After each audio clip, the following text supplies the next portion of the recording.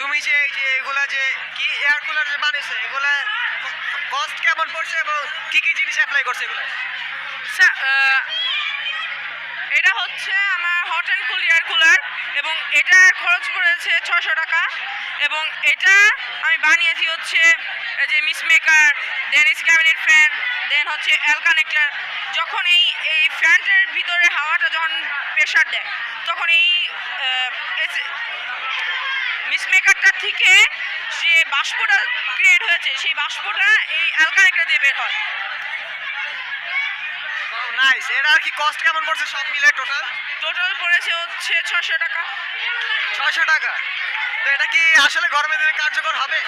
অবশ্যই গরমের দিনের মধ্যে এটা কার্যকর অনেক। যদি এটার মধ্যে আরেকটু বেশি ঠান্ডা হাওয়া চান তখন এটার মধ্যে ঠান্ডা পানি কিংবা হচ্ছে বরফ দিলে এরা আরো জোরে এবং সুন্দর ঠান্ডা হাওয়া দিবে। শর্ট সার্কিটের কোনো ভয় নেই এটায়? জি, শর্ট সার্কিটের ভয় নেই কোনো? না ভয় নেই, এটা কি পুরো সিকিউর একবারে? সিকিউর আছে। যদি চান তাহলে যে ওয়্যারগুলোকে একসাথে টেপের মাধ্যমে পেঁচিয়ে রাখতে পারেন। ধন্যবাদ তোমাকে।